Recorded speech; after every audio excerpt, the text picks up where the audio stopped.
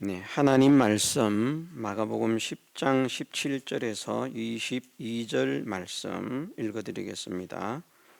예수께서 길에 나가실새 한 사람이 달려와서 꿇어 앉아 묻자오되 선한 선생님이여 내가 무엇을 하여야 영생을 얻으리이까? 예수께서 이르시되 내가 어찌하여 나를 선하다 일컫느냐? 하나님 한 분 외에는 선한 이가 없느니라. 네가 계명을 안 하니 살인하지 말라, 간음하지 말라, 도적질하지 말라, 거짓 증거하지 말라, 속여 취하지 말라, 내 부모를 공경하라 하였느니라. 여짜오되 선생님이여 이것은 내가 어려서부터 다 지켰나이다. 예수께서 그를 보시고 사랑하사 가라사대 네게 오히려 한 가지 부족한 것이 있으니 가서 네 있는 것을 다 팔아 가난한 자들을 주라. 그리하면 하늘에서 보화가 네게 있으리라. 그리고 와서 나를 쫓으라 하시니 그 사람은 재물이 많은 고로 이 말씀을 인하여 슬픈 기색을 띠고 근심하며 가니라. 아멘. 예, 거듭 말씀드리지만 우리의 믿음은 말씀 위에 세워진 믿음이 되기를 소원합니다. 말씀대로 믿는 믿음이 되기를 소원합니다. 말씀대로 되어진 믿음, 말씀대로 믿는 믿음이 아니면 그것은 다 가짜입니다. 그러므로 우리는 이 말씀 속에서 예수님께서 영생을 얻기 위해서는 어떻게 해야 된다고 말씀하시는가? 계명을 지키라 그렇게 말씀하시기 때문에 계명을 지켜야 영생을 얻을 수 있는 줄 믿어야 됩니다.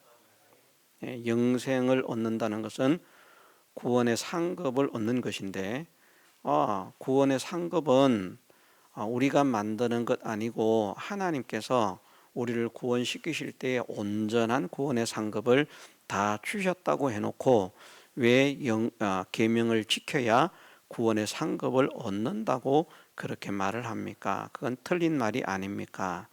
그렇게 말할 수 있습니다. 그런데 하나님께서 우리에게 구원의 상급을 주실 때에 온전한 구원의 상급을 주셨지만 우리가 우리의 삶 속에서 계명을 지키면 주신 그 구원의 상급을 간직하는 자가 되어지고 우리의 현실 속에서 계명을 지키지 않으면 우리에게 주신 그 구원의 상급이 계명을 지키지 않은 것만큼 상실이 된다는 것입니다. 우리에게 주신 구원의 상급이 변하지 않을 구원의 상급 같으면 우리가 행위를 하든지 하지 않든지 그 관계 없습니다. 그냥 무작대기로 그냥 살면 됩니다. 그런데 하나님께서 정하신 것은 그런 것이죠. 분명히 구원과 함께 우리가 하나님의 나라에 들어가는 구원과 함께 하나님의 나라에서 누리게 되는 구원의 영광도 구원의 능력도 구원의 권세도 구원의 그 부여도 모든 것을 우리가 구원을 얻을 때 하나님께서 우리를 구원시키실 때에 온전한 것을 주셨는데 빠짐이 없이 온전한 것을 주셨는데 그것을 구원은 상실되지 않는데 변동되지 않고 상실되지 않는데 구원의 상급에 대해서는 그것이 변동될 수 있게 하셨다는 것이죠. 무엇에 따라서 변동이 되는가? 우리의 믿음의 행위에 따라서 변동이 된다는 것입니다. 그래서 하나님께서 온전한 구원을 주셨는데 우리가 우리의 현실 속에서 계명을 지켜서 살면 그 시간에 해당된 구원의 상급은 온전히 변하지 않을 것으로 이제 확정하는 것이고 그것을 하나님의 나라에서 받아서 누리게 되는 것입니다. 만일 우리가 우리의 현실에서 계명 지키는 삶을 살지 않으면 하나님께서 주셨던 그 구원의 상급, 구원의 영광이 하나씩 이제 펑크가 난다고 해야 될지 그렇게 되는 것이죠. 이런 생각도 해봤습니다. 아름다운 그런 보석으로 작품을 만들어 가지고 쫙 빼곡하게 그런 빠짐이 없이 그 보석이 박혀할 자리에 보석을 다 꼽아서 그 맞는 어울리는 보석을 꼽아서 작품을 만들어 놨어요. 그런데 그 자리에서 보석이 하나 둘 빠져나갑니다. 그러면 그만큼 가치가 떨어지는 것 아닙니까? 어떤 분들 반지를 보니까 다이아몬드가 한 개가 아니고요. 다이아몬드를 작은 다이아몬드를 뭐 5개, 6개, 7개까지도 이렇게 쫙 만들어 놓은 반지가 있더라고요. 그런데 그걸 세공을 잘못해 가지고 그만 그 중에 다이아몬드 한 알이 쑥 빠져버리면 보기가 어떻습니까? 그 별것 아닌 것 같지만 보기가 싫어집니다. 그런 이치를 우리가 한번 생각을 해보면 하나님께서 온전한 구원을 주신 것이 정말 아름다운 것인데 우리가 계명을 지켜 살지 않음으로 인해서 그 멋진 작품에서 하나씩 하나씩 흠집이 나기 시작한다는 것입니다. 그래서 전체로 계명을 지키지 못한 삶을 살았다면 이제 밑바닥만 가지고 가는 것이고 바탕만. 거기에 그려진 작품, 만들어진 작품은 하나도 없이 그냥 바탕만 가지고 가는 것이고 하나의 계명 지키는 삶을 살았다고 하면 그 바탕 위에 아름다운 작품을 만들어 주셨는데 뭔지도 알 수 없는 그런 보석 달랑 하나 딱 얹어 가지고 가는 그런 꼴이 되는 것이다. 그런데 다른 사람들은 보니까 휘황찬란하게 그런 예쁜 작품들을, 멋진 작품들을, 훌륭한 작품들을 가지고 하나님의 나라에 갔다. 예를 들면 그렇게 표현하는 것처럼 우리가 하나님께서 주신 구원이 상실되는 것을 그냥 대수롭지 않게 생각할 것이 아니라 그 세상의 이치를 볼 때 그런 것 하나하나가 빠져나가면 참 작품의 가치가 떨어지는 것처럼 그런 사람이 되겠구나. 또 하나님께서 우리에게 주신 이 구원의 상급은 정말 귀한 그런 선물 아닙니까? 세상 무엇을 주고도 바꿀 수 없는 귀한 선물이고요. 선물 자체가 천하보다 가치가 있는 그런 선물이고 그것만 해도 천하를 주고도 바꿀 수 없는데, 빼앗길 수 없는데, 그런데 그 선물을 주신 분이 하나님이시고요. 그 선물을 우리에게 주시기 위해서 우리가 상상하는 것 이상의 희생과 헌신과 고난의 삶을 통해서, 죽으심을 통해서 그 선물을 우리에게 주셨다는 것입니다. 지나가다가 준 선물을 주시는 것이 아니고요. 주님의 일생을 다 바쳐서 진액을 기울여서 만든 지극히 보배로운 그 구원의 영광을 우리에게 주셨다는 것입니다. 이것을 안다고 하면 우리가 그것을 가치 때문에도 지키려고 해야 하겠지만 그것을 지키라고 말씀하신 그 주님의 말씀에 순종하지 못해서 그것을 지키지 못했을 때 또한 얼마나 하나님 앞에서 죄송스럽겠는가. 이것을 우리가 생각을 해야만 한다는 것입니다. 그래서 이 사실을 믿는 사람들은 정말 계명을 지킴으로 구원의 영광, 구원의 상급, 다시 말해서 영생을 얻을 수 있구나. 이것을 확정해야만 됩니다. 우리가 구원을 만드는 것이 아니고 하나님께서 온전한 구원을 주셨지만 그 주신 구원을 간직하는 방법은, 그래서 간직한 것만큼 하나님 앞에 서게 되었을 때 그것을 나의 영광과 나의 실력과 나의 권세와 나의 부여로 받아서 누리게 되는 방법은 계명을 지키는 방법밖에 없다. 계명을 지키면 그것이 간직되고 계명을 지키지 않으면 그만큼 그것은 사라진다. 이것을 우리가 꼭 확정을 해야만 하겠습니다. 그러면 구원이나 구원의 상급을 주셨다는 말씀도 어기지 않고 믿는 것이 되어지고요. 또 힘써 믿어야 구원을 얻는다 하는 그런 말씀도 믿는 것이 되어집니다. 이렇게 믿지 않으면 둘 중에 하나를 버려야만 됩니다. 우리는 하나님의 말씀을 어느 것 하나도 버릴 수 없기 때문에 사람들은 시시껄렁하게 생각할지 모르겠지만 한 말씀 한 말씀의 가치가 천하보다 크기 때문에 이 말씀 속에서 지극히 작은 계명 하나라도 버리고 그같이 사람을 가르치는 자는 천국에서 구원을 얻어도 지극히 작은 자가 된다는 것. 이게 정말 어마어마한 차이구나. 이것을 우리가 느낄 수 있어야 됩니다. 하나님의 말씀을 그대로 다 믿어 드리려고 하는 사람. 마음들은 보면 다 하나님의 말씀을 믿어 드리려고 하고 있어요. 사람들이 보면. 기본적인 마음은 하나님의 말씀을 믿어 드리려고 하는 마음들을 가지고 있다는 것을 저도 느낄 수 있고 그들도 힘쓴다는 것을 저도 알 수 있습니다. 그런데 문제는 뭔가 하면 하나님 말씀에 배치가 되는 그런 신앙의 지식이나 신앙의 사상을 가지고 있었다고 하면 하나님의 말씀을 읽을 때 그것이 배치가 된다고 하면 모순이 된다고 하면 하나님의 말씀을 가지고 생각을 해봐야 되거든요.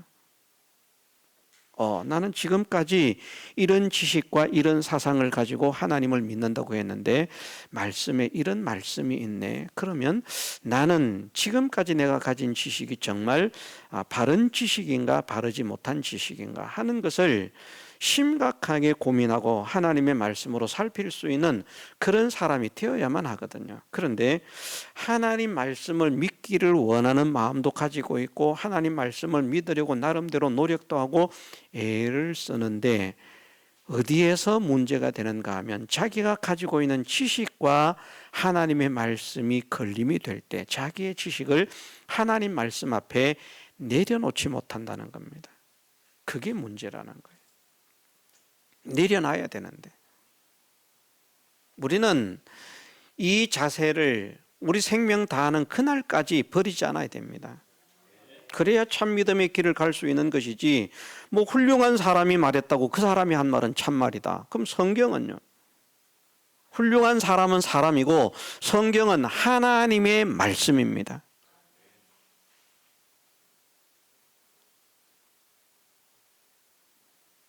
그래서 저는 그렇게 선언을 합니다. 이 세상의 믿음을 위한 신앙을 위한 신앙의 서적들 또 성경의 깨달음을 위해서 가르치는 그런 교재들 신학 서적들 그런 수많은 그런 믿음과 관련된 유익을 주는 그런 책들이 수없이 많이 있지만 이 세상에서 아마 성경과 관련해서 써낸 책보다 많은 책이 없을 거예요. 소설 가지고 이만큼 많은 책들을 사람들이 썼겠습니까?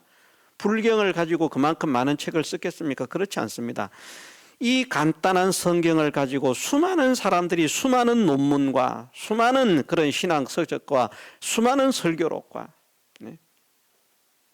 수많은 신앙의 참고가 될 만한 그런 말들을 만들어낸 그런 책들이 수십만, 수백만, 수천만 권이 될 것입니다.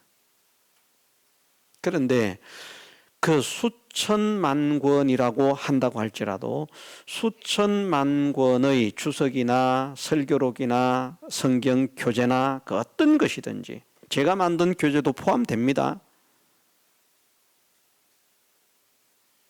어떤 것이든지 그 모든 것을 다 합한 것의 가치가 성경 속에 기록되어 있는 말씀 한 절의 가치도 안 된다는 것을 우리가 믿어야 됩니다. 이렇게 믿는 것이 바른 믿음입니다.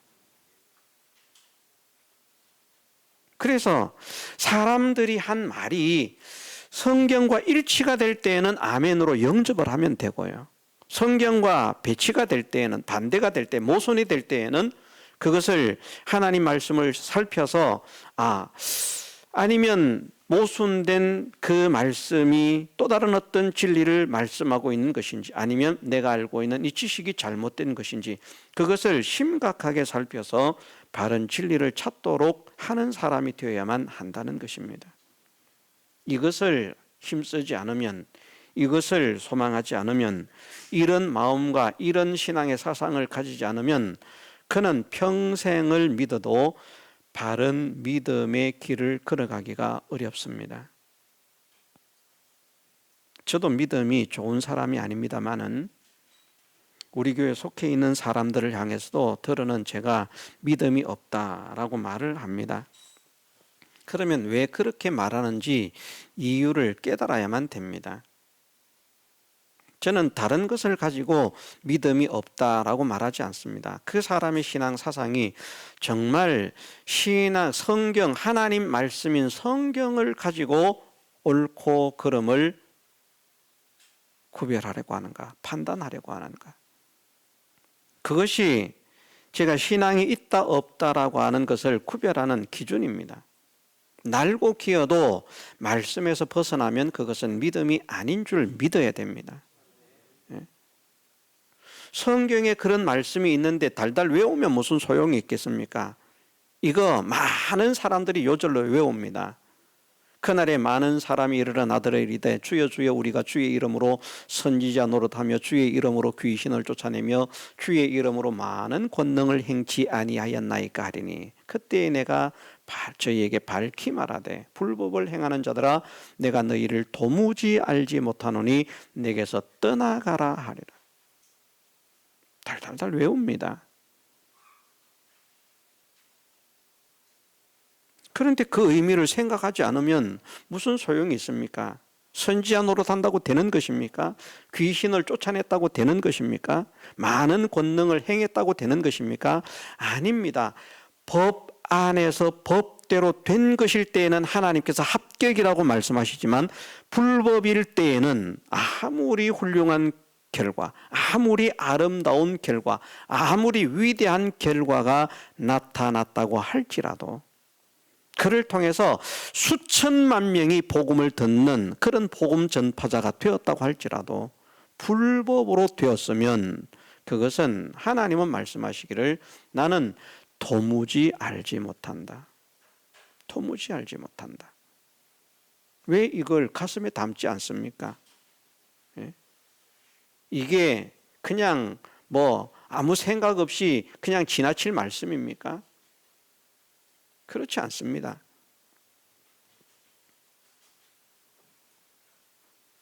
언제나 우리는 우리의 신앙의 기준이 다른 어떤 것에도 있지 않고 오직 하나님 말씀 신구약 66권 성경에만 있는 줄로 믿으십시다.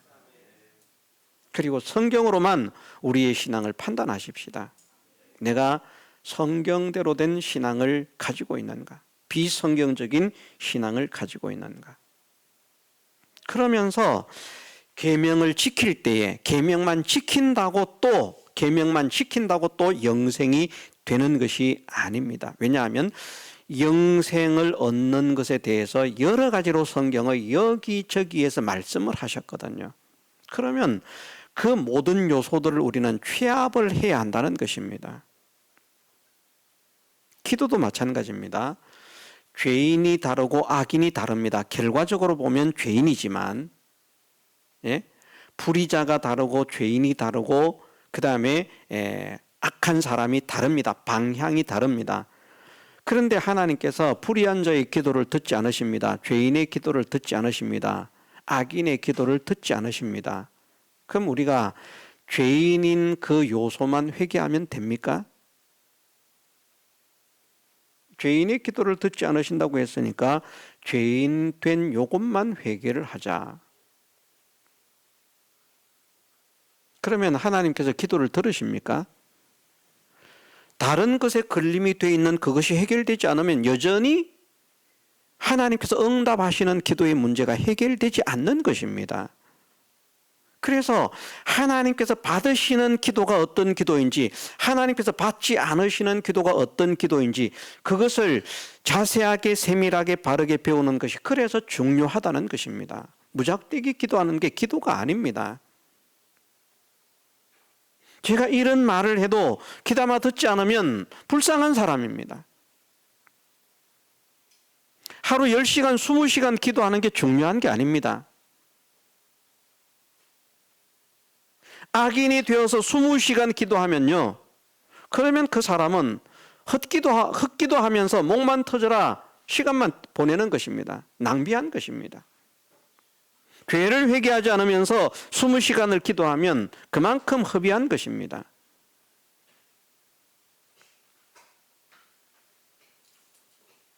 하나님께서 이렇게 저렇게 말씀하십니다. 이런 자의 기도를 듣지 않는다. 이런 자의 기도를 들을 수가 없다. 이런 자의 기도를 듣겠다, 받겠다, 기뻐한다. 그러면 하나님께서 기뻐하시는 기도하는 사람으로 우리가 한 가지만 맞추어 가는 것이 아니고요, 나머지도 그렇게 맞추어 가도록 애를 써야만 한다는 것이죠. 그것이 무엇인가 하면 신앙이 자라가는 것이라는 말입니다. 신앙이 자라가는 것.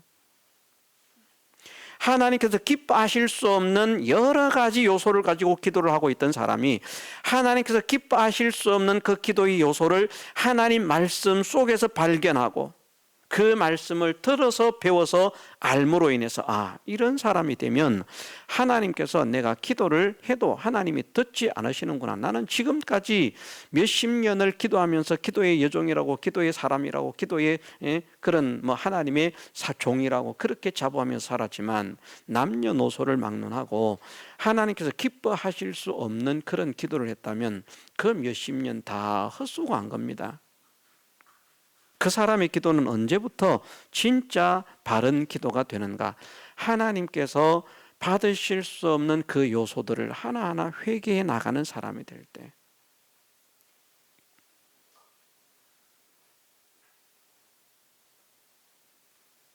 이런 말씀들을 소홀히 하지 않는 우리가 되기를 원합니다. 그것이 믿음이 자라가는 것입니다. 하나님께서 기뻐하실 수 없는 요소를 10가지를 가지고 있다가 그 10가지 중에서 한 가지만 제거했다고 온전히 아니거든요. 그건 이제 자라가기 시작하는 겁니다. 한 가지를 제거하면. 2가지를 회개하면 그만큼 또 자라는 것입니다. 3가지를 회개하면 그만큼 자라는 것입니다. 그런 것이 믿음이 자라는 것이라는 말이죠. 그런데 그 계명 지키는 삶이 말씀하시기를 영생은 곧 유일하신 참 하나님과 그의 보내신 자 예수 그리스도를 아는 것이라 말씀하셨습니다.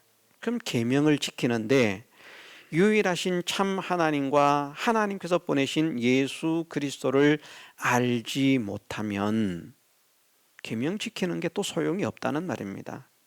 그냥 율법주의입니다. 둘을 다 알아야 됩니다. 유일하신 참 하나님과 그의 보내신 자 예수 그리스도 다 알아야 됩니다. 유대인들은 하나님을 잘 알아요. 유대 교도들이 하나님을 아는 지식은 오히려 우리가 하나님을 아는 지식보다 더 정확하고 바르다고 할 만큼 하나님을 알고 있습니다. 그런데 그들은 누구를 모릅니까? 예수님을 몰라요. 그래서 율법주의입니다. 구원을 못 얻는 것을 말씀하고 있습니다. 그리스도인의 대적이라고, 그리스도의 대적이라고 말씀을 하시고 있습니다. 예수님을 모르기 때문에. 그들이 말씀대로 살지 않아서 영생하는 실력을 가지지 못하는 것 아니고요, 예수님을 모르기 때문에, 예수님을 인정하지 않기 때문에. 심지어 어떤 사람들은 예수님을 알아요. 유대 교도들이 예수님 압니다. 다 예수님 모르는 거 아니에요. 예수님을 아는데 무엇이라고 표현을 하는가 하면 그 버림받은 자, 그런 거 버림받은 걸 왜 믿어? 이렇게 말을 합니다. 유대 교도들이요. 예수님을 자기들이 버렸다는 것까지도 알아요. 그런데 사람들이 버린 그 돌이 집 모퉁이의 기초돌이 된다는 사실을 그들은 깨닫지 못하는 거죠. 진짜 구원과 구원의 영광, 구원의 상급은요, 유일하신 참 하나님을 알고 예수 그리스도를 알므로 계명을 지키는 것입니다. 이거 모르고 계명 지키는 것은 그냥 사는 거예요. 열심히 살고 있으니까 야, 저 사람은 신앙생활 잘한다, 전 재산을 바쳤다, 헛일입니다. 구원을 얻었을지 모르지만 영생이라고 하는 것은 구원을 얻는 것과는 다르다고 했습니다. 영생은 구원의 상급에 대해서 말씀을 하고 있기 때문에, 자기가 전 재산을 바쳤기 때문에 전 재산 바치는 것으로 구원 얻는 게 아니잖아요. 예수님을 믿는 것으로 구원 얻는 것이지. 자기가 예수님을 믿는다고 생각하고 전 재산을 바쳤어요. 그럼 정말 그 사람이 구원을 얻었다고 해도 전 재산을 바친 것이 하나님과 예수 그리스도를 알므로 전 재산을 바쳤으면 그건 정말 큰 상급이 되어지는데, 하나님과 예수 그리스도를 알지 못하고 전 재산 바친 거는 가보면 헛일이라는 겁니다. 그럼 우리는 무엇을 힘써야 되는가? 하나님과, 유일하신 참 하나님과 그의 보내신 자 예수 그리스도를 아는 것이라는 거죠. 그런 것을 알아가다가 보면 예수님이 하나님이시다. 예수님이 하나님이 아니라면 우리가 믿어서는 안 되거든요. 예수님이 하나님이라고 하는 사실을 어떻게 알 수 있는가? 예수님 안에 가시는 분이 하나님이시라는 거거든요. 또 다른 말로는 예수님과 함께 하시는 분이 하나님이시라는 거거든요. 그런데 예수님 안에 거하시는 하나님, 예수님과 함께하는 하나님은 우리 안에 거하시는 하나님과 우리와 함께하는 하나님과 다른 양상의 거하심이고 함께하심입니다. 그것은 신인 양성 일위로서 거하시고 함께하시는 것이죠. 그래서 예수님은 하나님이 된다는 겁니다. 그 안에 거하시는 분이 하나님이시기 때문에. 성경은 그렇게 말씀을 하십니다. 천하 인간의 다른 이름으로는 구원을 얻을 수 없나니, 우리가 다른 이름으로서는 구원을 얻을 수 없나니 천하 인간의 구원을 얻을 만한 다른 이름을 우리에게 주신 일이 없음이니라. 우리에게 구원 얻을 이름으로 하나님께서 주신 이름이 몇 개나 있습니까? 몇 개나 있습니까? 하나입니다. 누굽니까? 여호와입니다. 나는 여호와라. 나 외에 구원자가 없느니라. 이사야, 호세야 말씀하시고 있습니다. 그러면 예수님이 구원자가 되려고 하면요, 예수님이 여호와가 아니면 구원자가 될 수가 없습니다. 그렇지 않습니까? 여호와 외에는 구원자가 없다고 명확하게 말씀을 하시고 있는데, 이거는 뭐 이상하게 돌려서 해석해서 막 이렇게 아는 게 아닙니다. 성경에 그냥 명확하게 그렇게 기록이 돼 있다는 말씀입니다. 명확하게. 그러면 우리는 성경에서 그렇게 기록되어 있기 때문에 여호와만, 나는 여호와라, 나 외에 구원자가 없느니라, 그렇게 말씀을 하셨으면, 그러면 우리는 그렇게 믿어야 된다는 것이죠. 여호와 외에는 구원자가 없다. 여호와만 유일한 구원자시다. 그런데 예수님은 또 다른 하나님이시지. 그러면 안 된다는 겁니다. 예수님은 누구시기 때문에 그 속에 함께 하시는 분, 그 속에 가시는 분, 즉 신인 양성 일위가 되신 그분이 바로 예수님의 신성이 하나님이시고 여호와시다. 왜냐하면 하나님은 여호와 밖에는 없기 때문에.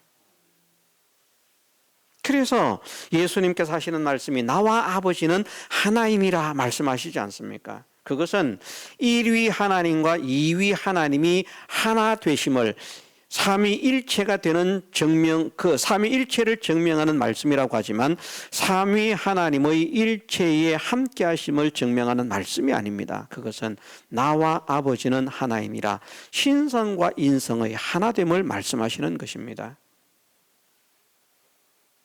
왜냐하면 성경 어디에서도 두 하나님을 말씀하시지 않기 때문에.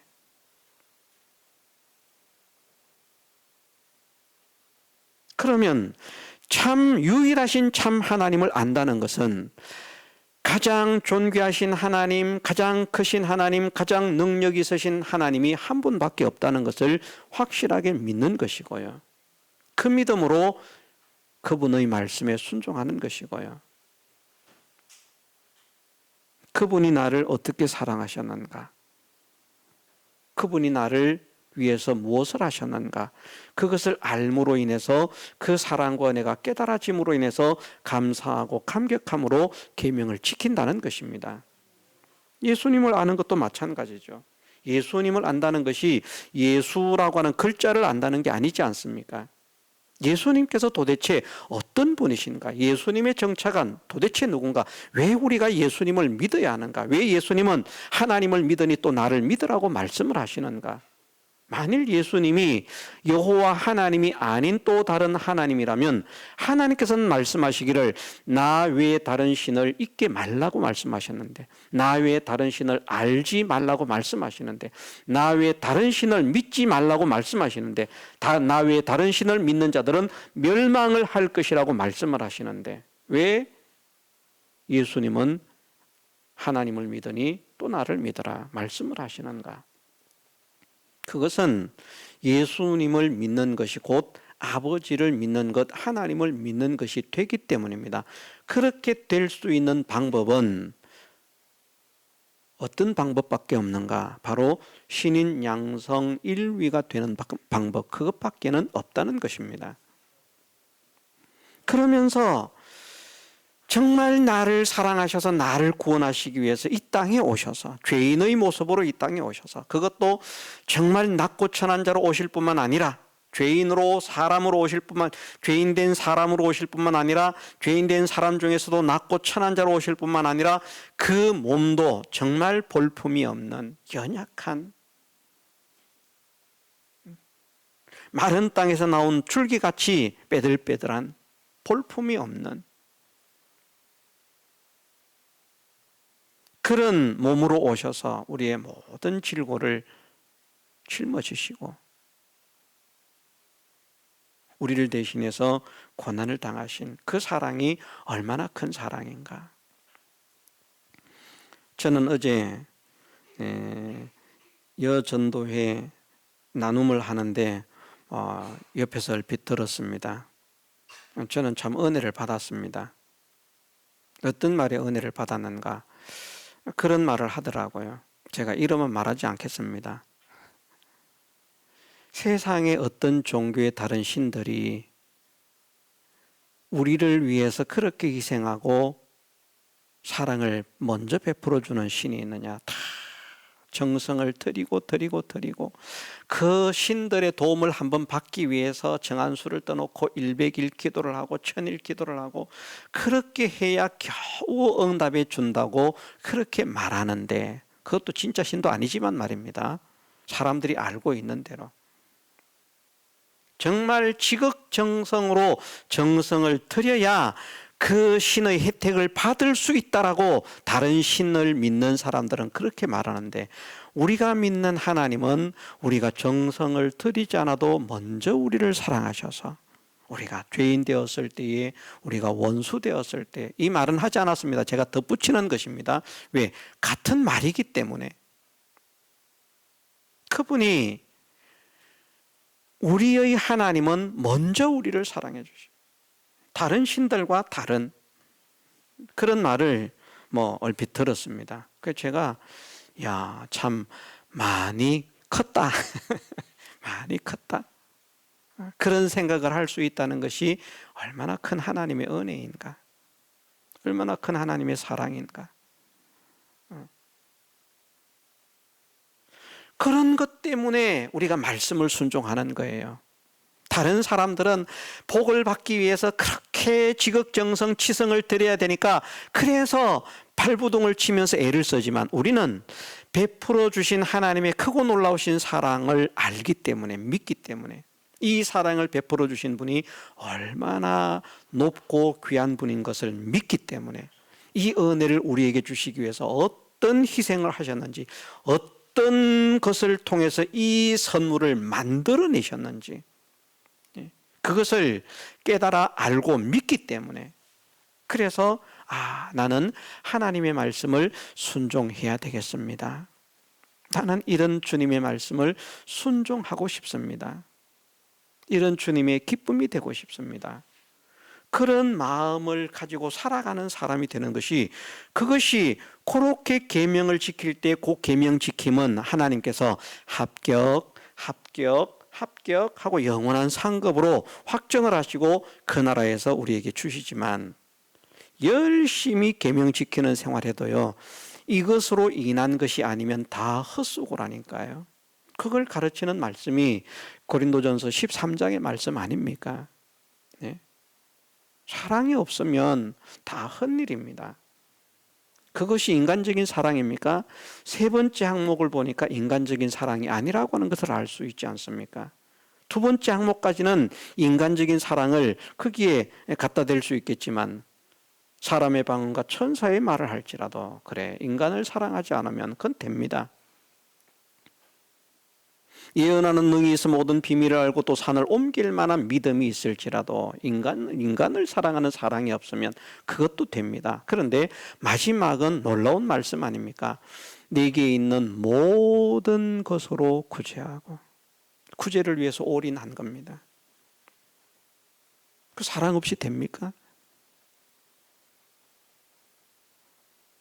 자기의 10분의 1이 아니고요, 자기의 전체를 올인했다는 것입니다. 전 재산을. 그리고 자기의 몸을 불사르게 내어주었다는. 무엇을 위해서요? 왜 불사르게 내어주겠습니까? 다른 사람을 살리기 위해서.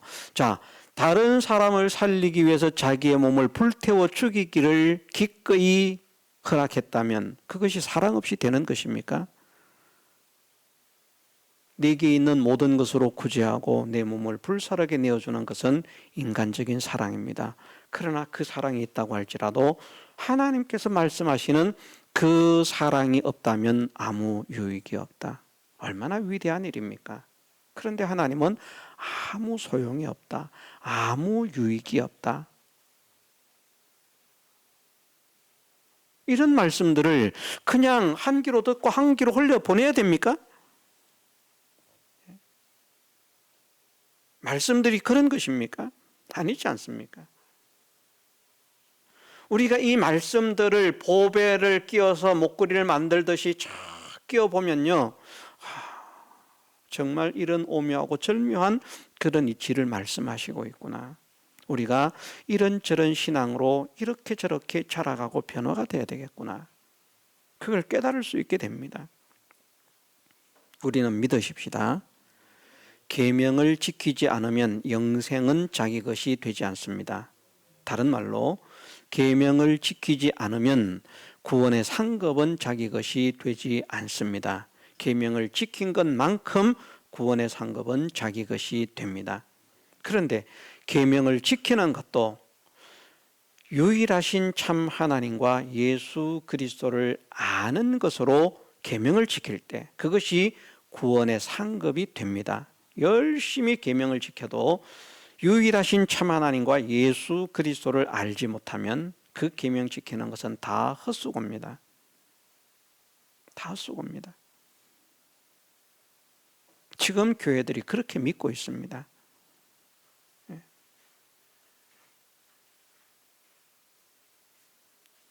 우리는 여기에서 깨어나는 그런 성도가 되어야 하겠습니다.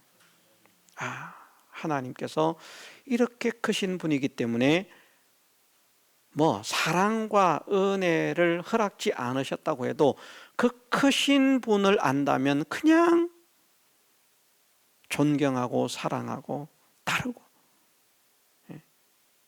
우리가 예를 들어서 손흥민을 대우하지는 않습니다만은 그래도 손흥민이가 오면 밥 한 그릇이라도 먹이고 싶어 하지 않겠습니까?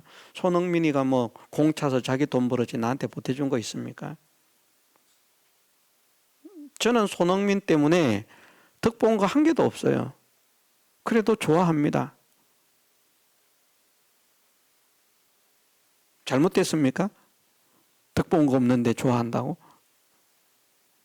잘못되지 않았잖아요. 내가 좋은 걸 어떡하라고요? 무엇 때문에?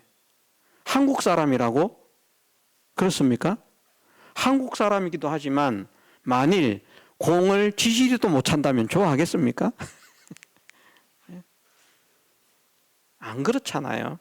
실력 있는 축구 선수기 때문에, 우리나라를 빛내는 선수기 때문에 그래서 좋아하는 것입니다.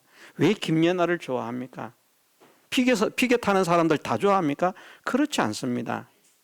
그런데 그런 사람들을 좋아하는 것은 우리나라 사람이기 때문만이 아니고, 왜냐하면 우리나라 사람이 아니라도 손흥민을 좋아하고 김연아를 좋아하는 사람 엄청나게 많잖아요. 중국이 한국 정말 싫어하거든요. 근데 제가 옛날에 김연아가 한참 잘 나갈 때 중국을 다니지 않았습니까? 놀랬습니다. 중국 사람들이요, 김연아를 그렇게 좋아하는 거예요. 김연아. 혐한증을 가지고 있는데 김연아를 그렇게 좋아하는 거예요. 깜짝 놀랐습니다. 가는 곳마다 그걸 하고 있으니까 제가 가는 곳마다 그걸 틀어놓고 보고 있어요. 왜 그러냐 그러니까 김연아를 좋아한다는 거예요. 자기 나라 사람이 아닌데. 뭐 때문에 좋아합니까? 그 시대에, 그 시절에 세계에서 가장 피겨를 잘하는 사람이었기 때문에, 독보적인 그런 실력을 가졌기에. 하나님은 어떤 분입니까? 하나님의 크심과 하나님의 능력과 하나님의 지혜, 어떤 분입니까? 그런 사람들이 감히 비교할 수 있습니까? 짝할 수 있습니까? 아닙니다. 그 위대한 사람도 하나님 앞에는 먼지와 같은 존재입니다. 그런 크신 하나님을 안다면, 그런 크신 하나님을 믿는다면, 이 하나님이 나를 사랑하신다는데 얼마나 자랑스럽겠습니까? 얼마나 기쁘겠습니까? 얼마나 좋겠습니까? 우리가 춤을 추어도 부족할 판입니다. 춤을 추어도 좋아서. 우리가 믿는 것이 기쁨과 즐거움이 있습니까? 우리의 믿음의 기쁨과 즐거움이 있기를 원합니다. 그 크신 하나님이 나 같은 자를 사랑해 주신다는 것, 그 하나만 가지고도요, 뭐 은혜를 안 주셨어도요, 생각을 해보면 그 이치를 깨닫습니다. 손흥민이가 나한테 밥을 사주는 것이 아니라 나한테 밥 한 그릇을 사달라고 와서 내가 돈을 손해받더라도 그가 나에게 와서 밥을 한 그릇 얻어먹고 갔다는 것, 그게 기쁨이 될 것입니다. 왜 우리는 우리의 크신 하나님을 믿는 믿음으로 인해서 기쁨이 없습니까? 우리의 크신 하나님을 믿는 믿음으로 인해서 감사가 없습니까? 그건 우리가 어딘가 문제가 있는 것이죠. 우리에게 크신 하나님을 믿는 믿음이 새로워지기를 원합니다. 정말 뜨거워지기를 원합니다. 그래서 이 하나님만 생각해도 그냥 좋은, 그런데 이 하나님이 크심만 생각해도 그런데 이 하나님이 나에게 놀라운 선물을 주셨다는 것이죠.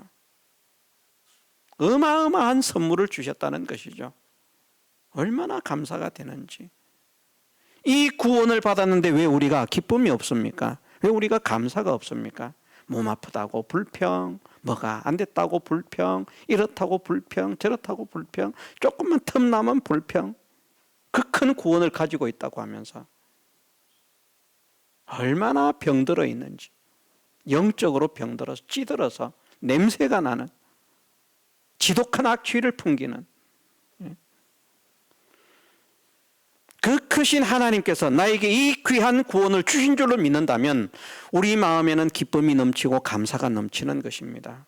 내가 이 구원을 가진 줄로 믿는다면 우리는 지금 죽어도 소망이 있는 자 아닙니까? 세상에서 가난하게 궁핍하게 살아도 소망이 있는 자 아닙니까? 예? 세상에 그 누가 우리와 같은 이 소망을 가지고 있습니까? 이런 믿음의 이치를 깨닫는 우리가 되기를 원합니다. 그래서 주신 이 구원의 사랑 생각하니까 가난해도 좋고, 힘들어도 좋고,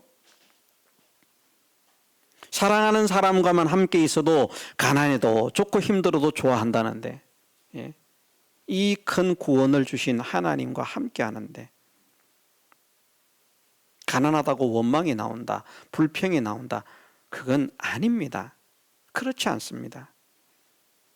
우리가 사도들을 보면 알 수 있지 않습니까? 복음 때문에, 예수님 때문에 애매한 고난과 모욕과 그런 핍박을 당하고 매를 맞고 옥에 갇히고, 그런데 그들에게 나타나는 현상은 찬송이었습니다. 감사였습니다. 기쁨이었습니다. 기도였습니다. 그게 믿음이라는 거죠. 그게 오늘 우리가 이런 믿음을 가지기를 소원합니다. 그러면 하나님은 기뻐하십니다. 이런 믿음이 아니면 그걸 믿음이라고 할 수가 없습니다.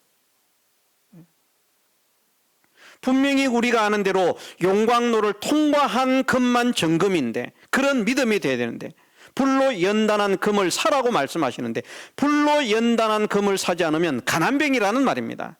세상의 부요 쓸모없습니다.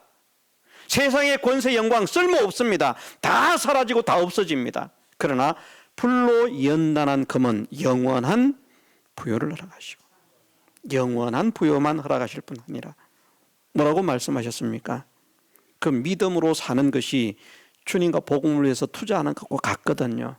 그러면 영생만이 아니라 금세에 있어 100배를 허락하신다. 세상의 축복도 덤으로 주시고요.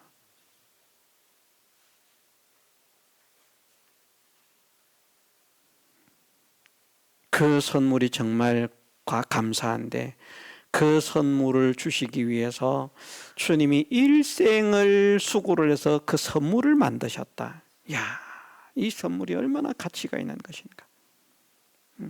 지나가다가 주운 다이아몬드만 줘도 정말 좋아서 어쩔 줄 모를 것인데, 일생 동안 공을 들여서 진액을 다 바쳐서 당신의 마음과 당신의 소원과 당신의 힘과 당신의 정력과 진액을 다 바쳐서 만들어낸 이 보배로운 구원을